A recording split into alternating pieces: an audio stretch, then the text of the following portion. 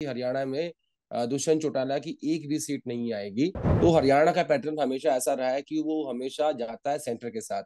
लेकिन इस बार मुझे लगता है कि ये जो धारणा है ये टूटने वाली है। बेसिकली मुझे ये असर लगता है कि जो 303 की बीजेपी थी वो अब 240 की बीजेपी है और सेंट्रल लीडरशिप कमजोर हो गई है।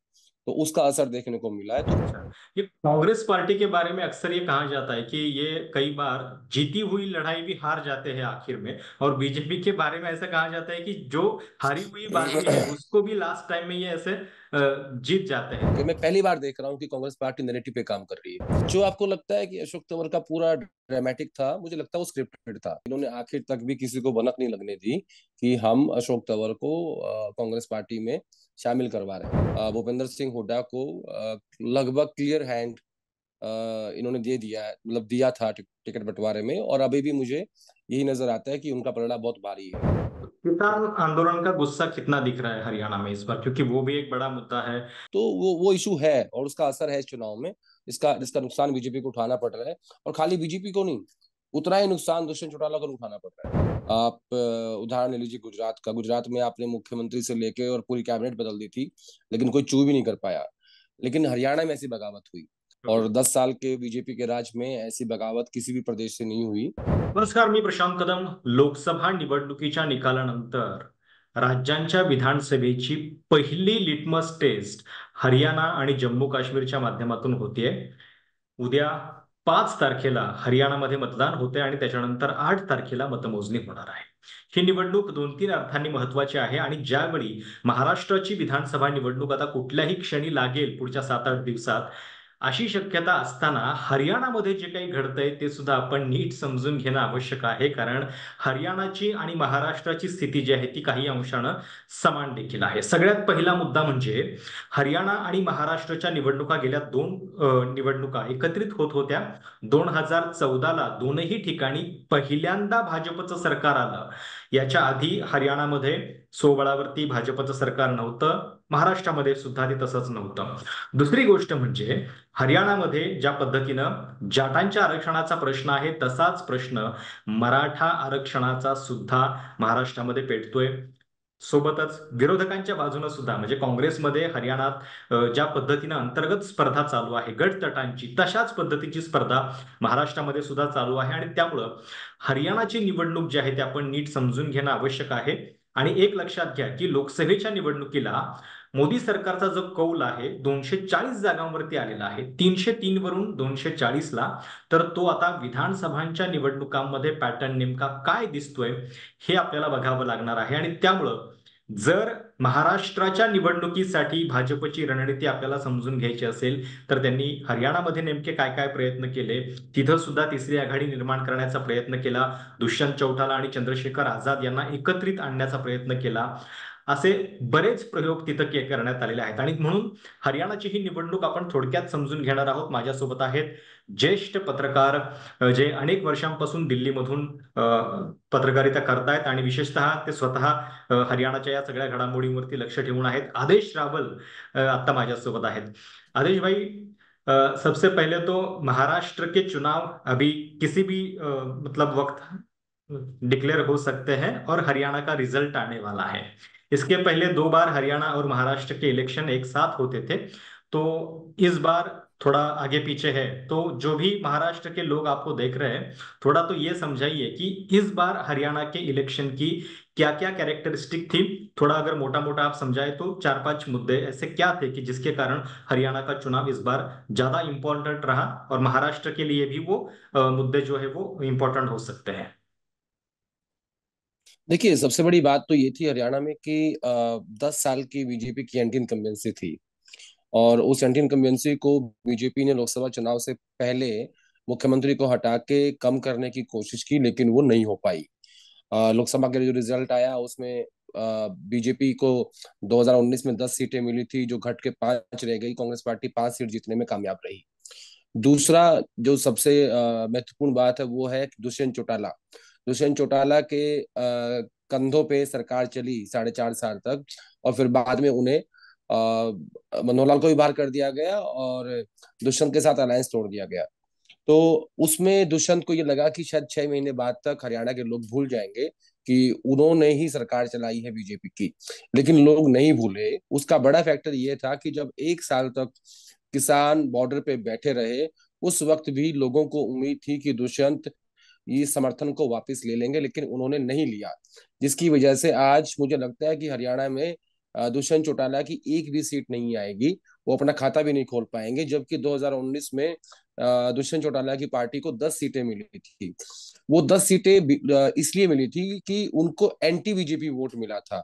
लोगों को उम्मीद थी कि ये बीजेपी को हराएंगे, लेकिन जब 19 में ही सीटें कम पड़ी बीजेपी की, उनको सिर्फ 40 सीटें मिली, तो फिर बीजेपी और दुष्यंत का समझौता हुआ और वो सरकार चली। आज की डेट में दुष्यंत चौटाला को ये बोलना पड़ रहा है पब्लिक के बीच में जाके कि बीजेपी के साथ जाना उनकी बहुत बड़ी गलती थी और वो गलती दोबारा नहीं करेंगे।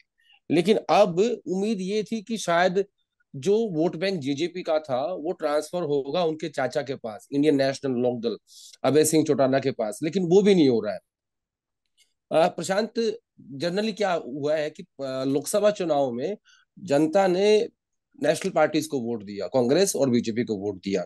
लेकिन विधानसभा चुनाव में मुझे उम्मीद थी कि शायद रीजनल पार्टीज को भी लोग वोट देंगे, लेकिन ऐसा नहीं दिख रहा है। और ये रीजनल पार्टीज के लिए चिंता का विषय है, क्योंकि अगर लोकसभा के पैटर्न पे विधानसभा में वोटिंग होगी तो रीजनल पार्टीज को सोचना पड़ेगा कि आप कहाँ जनता के बीच में लैग कर रहे हैं या कहाँ आप अपनी बात नहीं पहुंचा रहे हैं, क्योंकि ऐसा नहीं होता है। जिस हिसाब से अभी तक का मैंने पैटर्न देखा है हरियाणा का, उसमें इलेक्शन बायपोलर हो गया है, दो पार्टियों के बीच में हो गया है, कांग्रेस वर्सेस बीजेपी हो गया है। तो उस स्थिति में अगर लोकसभा के पैटर्न पे इस बार भी विधानसभा में रीजनल पार्टीज को वोट नहीं आया, तो ये एक बड़ा चिंता का विषय है। ये सोचने की जरूरत है कि जो देश की जनता है वो बहुत डिफरेंटली सोचने लगी है, उनका नजरिया चेंज हो गया है मतलब पॉलिटिकल पार्टीज को लेके। तो एक ये पैटर्न था। दूसरा, मुझे लगता है कोई खास एक विषय नहीं है कि किसी एक मुद्दे पर चुनाव हो रहा है। चुनाव, ये बात सही है कि बेरोजगारी का इशू है, ये बात सही है कि अग्निवीर का इशू है। ये ऐसे इशू है क्योंकि अग्निवीर का हरियाणा में हर दूसरे घर में एक फौजी है, इसलिए ये अग्निवीर का जो मुद्दा है महत्वपूर्ण है। बेरोजगारी बहुत महत्वपूर्ण है, बहुत महत्वपूर्ण मुद्दा है, क्योंकि जिस हिसाब से नौकरियां मिलनी चाहिए थी, जो खाली पद पड़े हैं उनको नहीं भरा गया। और एक विषय और है प्रशांत, जो सबसे महत्वपूर्ण है, जो गरीब लोगों से जुड़ा हुआ है, वो है फैमिली आईडी। एक फैमिली आईडी स्कीम लेके आई थी बीजेपी, जिसमें आपकी आईडी क्रिएट की गई। और उसमें होता क्या है जनरली कि जब गांव में इन इन इन प्रोजेक्ट्स को लाने के लिए कंपनीज को आउटसोर्स कर देते हैं कि आप जाइए, आप इसका डाटा लेके आइए पूरा का पूरा। तो जब वो डाटा लेने गांव में गए, किसी लड़के को आपने एक लैपटॉप दे के गांव में भेज दिया और उनसे पूछा कि हम आपकी फैमिली आईडी बनाएंगे, बताइए आपकी इनकम कितनी है। तो उसको इस बात का अंदाजा नहीं था कि ये फैमिली आईडी का मकसद क्या है। उसने कह दिया कि 1 लाख है, 2 लाख है, 3 लाख है। तो उसमें क्या हुआ, जरूरतमंद लोगों की पेंशन कट गई, जरूरतमंद लोगों का जो राशन था वो कट गया, विधवा पेंशन कट गई, क्योंकि उसमें ये पाया गया कि इन लोगों की जो आमदनी है वो ज्यादा है, इसलिए इनको ये फैसिलिटी नहीं मिलनी चाहिए। लेकिन क्योंकि उसका मकसद पहले नहीं बताया गया था कि इसका मकसद क्या है, तो लोगों ने ऐसे ही रूटीन में अपनी इनकम को बता दिया। तो ये एक बहुत बड़ा इशू है जिसका नुकसान बीजेपी को होने वाला है। महाराष्ट्र और हरियाणा में थोड़ी बहुत सिमिलरिटी ये दिख रही है कि 2014 में दोनों जगह पर पहली बार बीजेपी की सरकार बनी। मतलब 1995 में बीजेपी और शिवसेना की एक बार महाराष्ट्र में बनी थी, लेकिन इस बार बहुत अच्छी सीटें बीजेपी की महाराष्ट्र में भी आई थी। तो इस बार के लोकसभा चुनाव में हरियाणा में भी 10 में से 5 सीटें कांग्रेस ने जीत ली है, और महाराष्ट्र में भी एमवीए अलायंस जो है उनका परफॉर्मेंस पिछले 2 चुनावों से इस बार अच्छा रहा है।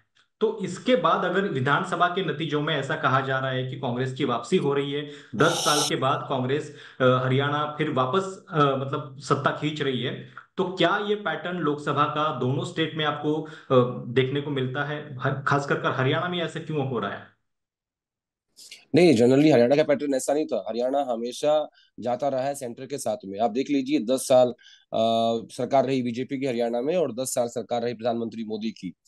10 साल सरकार थी डॉक्टर मनमोहन सिंह की, कांग्रेस पार्टी की, यूपीए की, और 10 साल हरियाणा के मुख्यमंत्री भूपेंद्र सिंह हुड्डा थे, कांग्रेस पार्टी की सरकार थी। उससे पहले वाजपेयी जी प्रधानमंत्री थे और ओम प्रकाश चौटाला की सरकार थी, जो कि आईएनएलडी और बीजेपी की सरकार थी, समझौते की सरकार थी। तो हरियाणा का पैटर्न हमेशा ऐसा रहा है कि वो हमेशा जाता है सेंटर के साथ।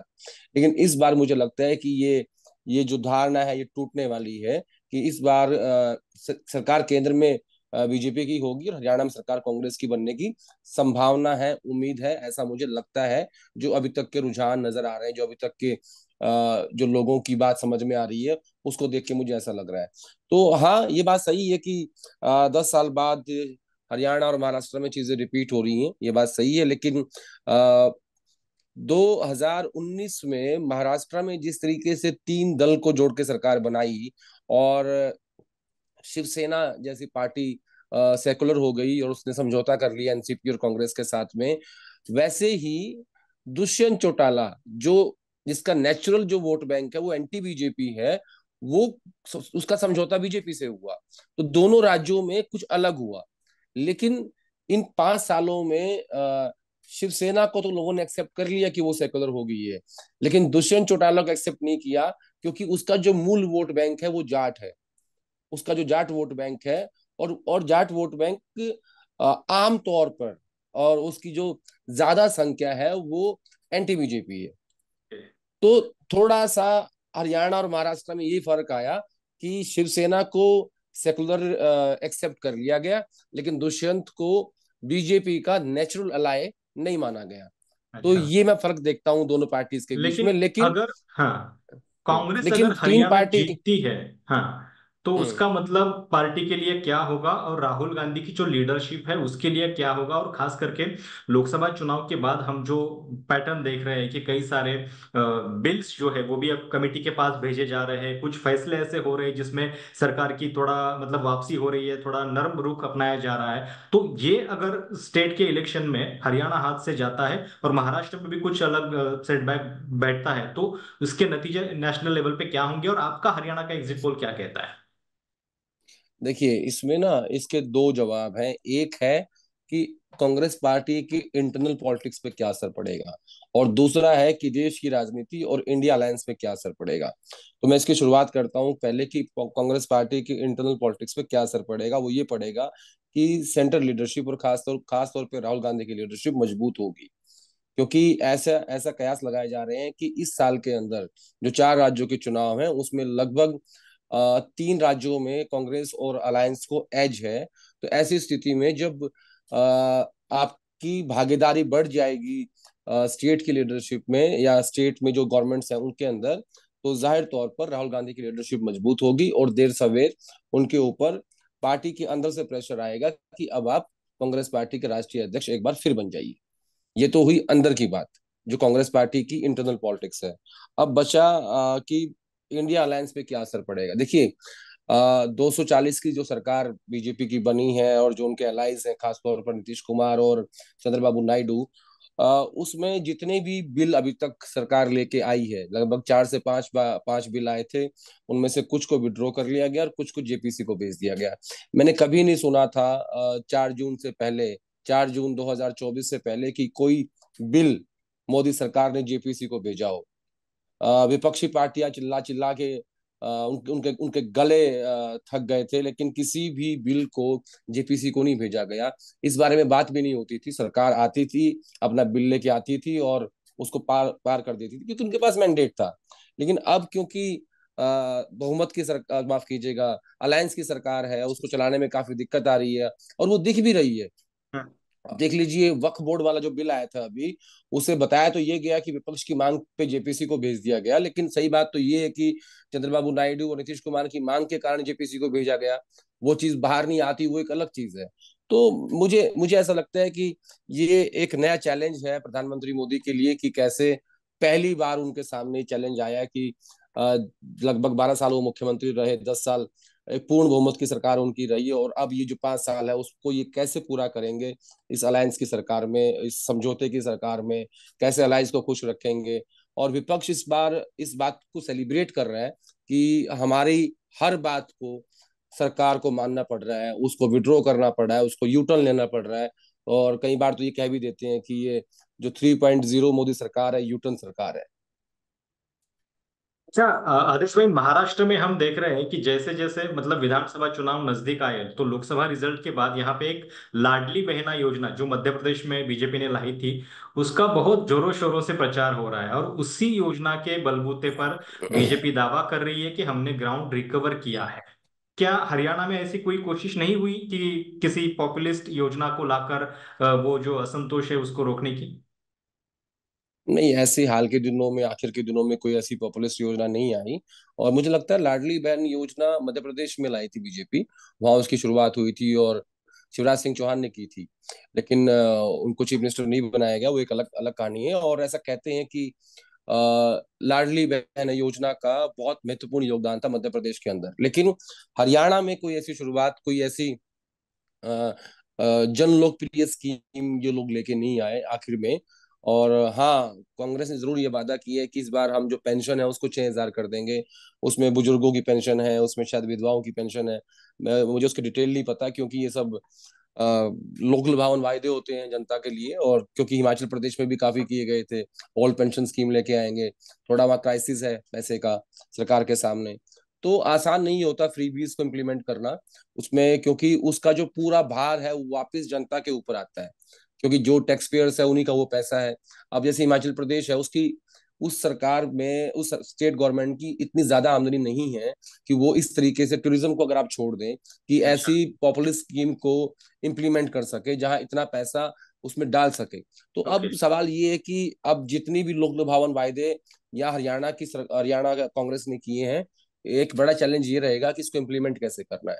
अच्छा, ये कांग्रेस पार्टी के बारे में अक्सर ये कहा जाता है कि ये कई बार जीती हुई लड़ाई भी हार जाते हैं आखिर में। और बीजेपी के बारे में ऐसा कहा जाता है कि जो हारी हुई बाजी है उसको भी लास्ट टाइम में ये ऐसे जीत जाते हैं। तो हरियाणा का आप कैसे देखते हैं? कांग्रेस किस तरह से फाइट कर रही है? और खास करके मुझे पूछना है, विनेश फोगाट को जिस तरह से उम्मीदवार बनाया, तो उसका जो सेंटिमेंट है, क्या वो रेजोनेट हो पा रहा है उसको लेकर? देखिए, एक सेंटिमेंट विनेश फोगाट को लेके ये है कि इस लड़के के साथ ओलंपिक में गलत हुआ है। उसके साथ इंसाफ नहीं हुआ, सरकार चुप रही। अगर सरकार चाहती तो इसके साथ इंसाफ हो सकता था।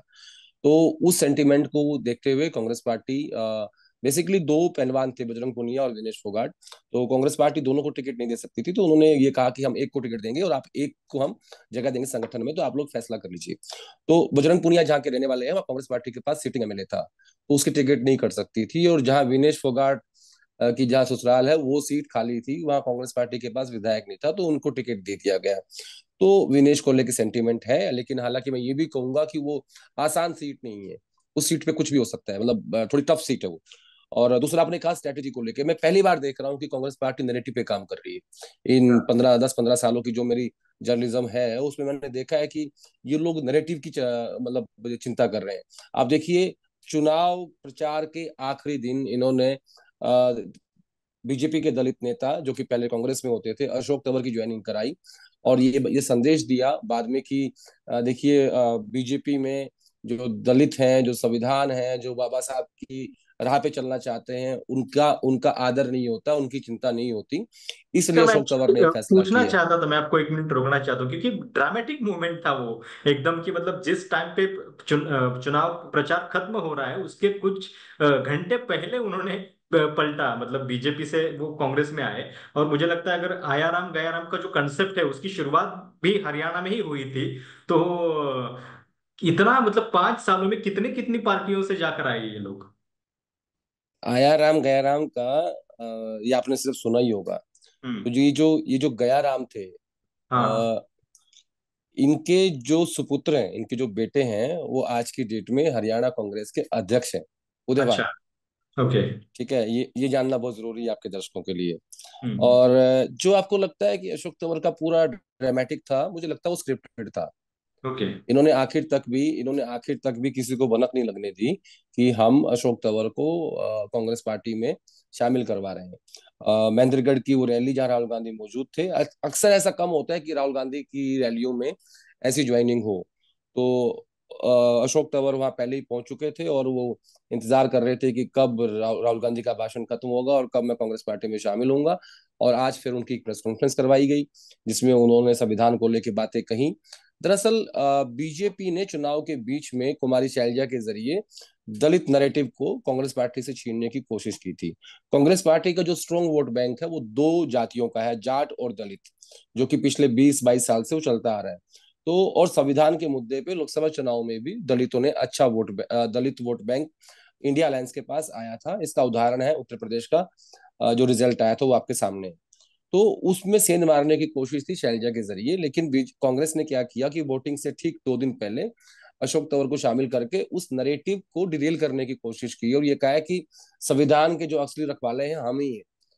तो बेसिकली ये पूरा स्क्रिप्टेड था, और इसमें मैंने एक चेंज ये देखा है कांग्रेस की स्ट्रेटजी में कि इन्होंने पहली बार नरेटिव पे काम किया कांग्रेस में जो है। इनफाइटिंग उसकी भी बहुत चर्चा हुई। ग्रुपिज्म जो है, एक तरफ भूपेंद्र हुड्डा है, फिर कुमारी शैलजा, रणदीप सुरजेवाला। महाराष्ट्र में भी आमतौर पर अभी मतलब इसकी शुरुआत हो गई, अभी चुनाव डिक्लेयर भी नहीं हुए, इसके पहले सीएम पद को लेकर बयान हो रहे हैं। कुछ दिन पहले विदर्भ के जो कांग्रेस नेता थे वो कह रहे थे कि 30 सालों से विदर्भ को महाराष्ट्र में चीफ मिनिस्टरशिप नहीं मिला है, तो इस बार वो मिलना चाहिए। तो इसको हाईकमांड ने कैसे हैंडल किया है, ताकि हमें भी अंदाजा आए कि महाराष्ट्र में थोड़ा क्या हो सकता है।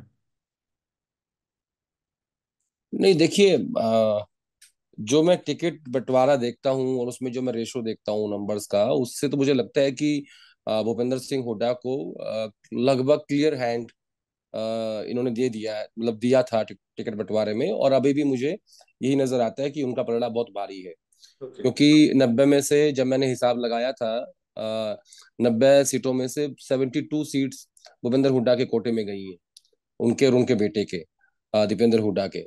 और 9 सीटें गई हैं कुमारी शैलजा के कोटे में, 2 सीटें गई हैं रणदीप सिंह सुरजेवाला के कोटे में, 5 टिकटें मैं कहूंगा कि जो सेंट्रल लीडरशिप की हैं, और एक टिकट है कैप्टन अजय यादव के बेटे की जो उन्हीं के कोटे में जाएगी। तो ये टोटल कैलकुलेशन है मेरी 90 सीटों की। तो उस हिसाब से आप देखेंगे तो ये पूरी कहानी है। अब थी बात की कैसे हैंडल किया। कुमारी शैलजा नाराज थी, तो राहुल गांधी ने जब कैंपेन स्टार्ट किया तो सबसे पहले वो उस इलाके में गए जहां कुमारी शैलजा का के नजदीकी विधायक चुनाव लड़ रहे हैं। फिर जब उन्होंने अपनी यात्रा स्टार्ट की तो उन्होंने कुमारी शैलजा और भूपेंद्र हुड्डा का हाथ पकड़ा, उसको मिलवाया और खुद पीछे हट गए। तो इस तरीके से एक संदेश देने की कोशिश करी है कि भाई और ये भाषण में भी कहा आपने कि जो हमारे नेता है वो कई बार लड़ पड़ते हैं, और फिर मेरा ये काम है कि मैं उनको एक साथ खड़ा करूं, उनको मिलवाऊं, उनका समझौता करवाऊं। तो राहुल गांधी ने जब इस एक मन से इस बात को मान ही लिया कि हाँ हमारी पार्टी में झगड़ा है और मुझे समय समय पे इसको टैकल करना पड़ता है, इनके साथ बैठना पड़ता है, इनको मिलवाना पड़ता है, तो अब उसके बाद बचा ही क्या है। फिर आपके ऊपर कोई आरोप क्या लगाएगा जब आपने इस बात को मान ही लिया कि ठीक है भैया हमारे यहाँ झगड़ा है करते हम्म। तो किसान आंदोलन का गुस्सा कितना दिख रहा है हरियाणा में इस बार, क्योंकि वो भी एक बड़ा मुद्दा है। और बहुत सारे वीडियोस हम भी देख रहे हैं सोशल मीडिया पर कि किस तरह से कांग्रेस ने भी कैंपेनिंग में इसका यूज किया है। तो क्या इसका असर देखने को मिलेगा? आप देखिए बार बार राहुल गांधी भी और भूपेंद्र हुड्डा भी और बाकी सीनियर लीडर्स भी इस बात को लेकर बोल रहे हैं कि हम एमएसपी की गारंटी देंगे। तो जाहिर तौर पर ये एक इशू है, और क्योंकि जब 1 साल तक किसान बैठे रहे तो उसमें भारी संख्या में लोग हरियाणा से भी आए थे, और वो असर है, वो भारी असर है, उसको नकार नहीं सकते आप। और वो आपको नजर भी आएगा 8 तारीख को जब जब वोटों की गिनती हो रही होगी। मुझे लगता है कि ये एक बड़ा इशू था, है और रहेगा अभी। और बीजेपी का जो मेजर ड्रॉबैक है वो यही वाला इशू है। अगर एक बात और है प्रशांत ना, अगर ये इशू नहीं होता तो प्रधानमंत्री 3 बिल वापस कभी नहीं लेते, प्रधानमंत्री कभी कैमरे के सामने आके माफी नहीं मांगते, उनको ये नहीं कहना पड़ता कि हाँ मुझसे भूल हुई है, मैं अपनी बात समझा नहीं पाया। तो उनको भी इस बात का एहसास है, जो प्रधानमंत्री होते हैं वो देश चलाते हैं, उनके पास पूरे देश का इनपुट होता है कि कहाँ क्या हो रहा है। तो वो इशू है और उसका असर है इस चुनाव में। इसका नुकसान बीजेपी को उठाना पड़ रहा है, और खाली बीजेपी को नहीं, उतना ही नुकसान दुष्यंत चौटाला को उठाना पड़ रहा है। एक आखिरी सवाल मैं पूछना चाहता हूँ कि अमित शाह जो है, उन्होंने कितनी मीटिंग वहां पे हरियाणा बीजेपी की टिकट बंटवारे में ली थी? क्योंकि हम अभी महाराष्ट्र में देख रहे हैं कि महाराष्ट्र के हर प्रदेश में जाकर अमित शाह मीटिंग कर रहे हैं। अभी वो बीजेपी के राष्ट्रीय अध्यक्ष तो है नहीं है, बीजेपी के राष्ट्रीय अध्यक्ष जेपी नड्डा जी है, लेकिन अमित शाह का महाराष्ट्र में इतनी बारीकी से दखल देना, और हर रीजन की मीटिंग वही कर रहे हैं। मतलब एक बार नागपुर गए, फिर उसके बाद नासिक गए, एक बार संभाजीनगर गए, एक बार मुंबई गए। तो क्या इतना मतलब कीन इंटरेस्ट उनका हरियाणा में भी था, या हरियाणा हाथ से छूट गया है ऐसा मानकर उन्होंने ज्यादा वहां पे दखल नहीं दी और महाराष्ट्र बचाने की कोशिश ज्यादा हो रही है? नहीं, देखिए, जब बीजेपी ने अपनी पहली सूची निकाली जिसमें 67 सीट्स की घोषणा की गई थी, उसके बाद बीजेपी में भारी बगावत हुई। ओके। और 10 साल के बीजेपी के राज में ऐसी बगावत किसी भी प्रदेश से नहीं हुई। आप उदाहरण ले लीजिए गुजरात का। गुजरात में आपने मुख्यमंत्री से लेके और पूरी कैबिनेट बदल दी थी, लेकिन कोई चू भी नहीं कर पाया। लेकिन हरियाणा में ऐसी बगावत हुई। बेसिकली मुझे ये असर लगता है कि जो 303 की बीजेपी थी वो अब 240 की बीजेपी है, और सेंट्रल लीडरशिप कमजोर हो गई है। तो उसका असर देखने को मिला है। तो मुझे लगता है कि उसको कहीं ना कहीं हरियाणा की इस बात से सीखते हुए अमित शाह या बीजेपी इस बात को ठीक करना चाहेंगे कि ये यहाँ जो गलती हुई है, ये हमने पहले स्टेट की लीडरशिप को हैंडल करने दिया, जिस कारण से इतनी बगावत हुई, जिसका जिसका बगावत के कारण भारी नुकसान भी हुआ है। और उस नुकसान की भरपाई पूरे चुनाव में नहीं हो पाई, क्योंकि कोई ना कोई रूठा रहा, कोई ना कोई अपने घर बैठ गया। किसी के घर मुख्यमंत्री गए, उसने मुख्यमंत्री को नमस्ते तक नहीं की, उनसे हाथ तक नहीं मिलाया। तो ये जो एक एक करके जो चीजें ऐड होती है ना, इसको बोलते हैं मल्टीपल ऑर्गन फेलियर। तो वो होता चला गया। अब मुझे लगता है कि उस चीज को रोकने के लिए बीजेपी और अमित शाह महाराष्ट्र में ऐसी चीजें ना हो, रिपीट ना हो, दोहराई ना जाए, बेसिकली डैमेज कंट्रोल करने की कोशिश हो रही है। लेकिन क्या होता है, जब पार्टी हो या बीजेपी हो, सेंट्रल लीडरशिप जब कमजोर होती है तो स्टेट लीडरशिप उसके ऊपर हावी रहती है। ऐसे उदाहरण 10 साल के आप कांग्रेस पार्टी के भीतर देख लीजिए, और ऐसे उदाहरण 10 साल के आप बीजेपी के भीतर देख लीजिए। आदेश भाई, बहुत बहुत धन्यवाद हमसे बातचीत करने के लिए। आपके जरिए हमने समझा कि हरियाणा में क्या हो रहा है, और जिस दिन हरियाणा का रिजल्ट आएगा शायद उसी दिन से महाराष्ट्र का चुनाव जो है वो भी शुरू होने जा रहा है। एक तरह से माहौल जो है वो गर्माता जाएगा। बहुत बहुत धन्यवाद आपसे, आपका। थँक यू प्रशांत. तर हे होते आदेश रावल, ज्यांनी आपल्याशी बातचीत केली, आणि मी जसं म्हटलं की महाराष्ट्र निवडणूक समजून घेण्यासाठी, किंवा महाराष्ट्रामध्ये जे जे काही होणार आहे त्याच्या आधी हरियाणामध्ये जे काही चाललेलं आहे ते समजून घेणं खूप आवश्यक आहे. आणि म्हणून हरियाणाच्या या निवडणुकीमधले हे मुद्दे, ज्याच्यामध्ये एक दिसतंय की दोनही ठिकाणी भाजप 10 वर्षांपासून सत्तेत आहे, पण आता त्यांची सत्ता धोक्यात आहे. भाजपच्या हायकमांडनं ही सत्ता राखण्यासाठी हरियाणामध्ये काय केलं हे जाणून घेणं महत्वाचं आहे. आणि सोबतच या निकालाचा देशाच्या राजकारणावरती सुद्धा खूप परिणाम होणार आहे. कारण 303 वरून 240 वरती आलेलं मोदी सरकार आता जर आणखीन राज्य गमावली तर मित्रांचा दबाव जो आहे तो मोदी सरकारवरती वाढत जाईल. कदाचित त्यांची घुसमट जी आहे निर्णय घेतानाची ती वाढेल, आणि ती होऊ नये यासाठी किमान महाराष्ट्र आणि हरियाणा हे राखणं भाजपला जास्त गरजेचं आहे. हा व्हिडिओ तुम्हाला कसा वाटला, आणि हरियाणा निकालाच्या पार्श्वभूमीवरती थोडीशी बॅकग्राऊंड तुमच्यापर्यंत पोहोचावी यासाठीचा हा प्रयत्न होता. तुमच्या कमेंट्सचं सगळ्यांचं स्वागत आहे. चॅनल सबस्क्राईब करायला विसरू नका. धन्यवाद.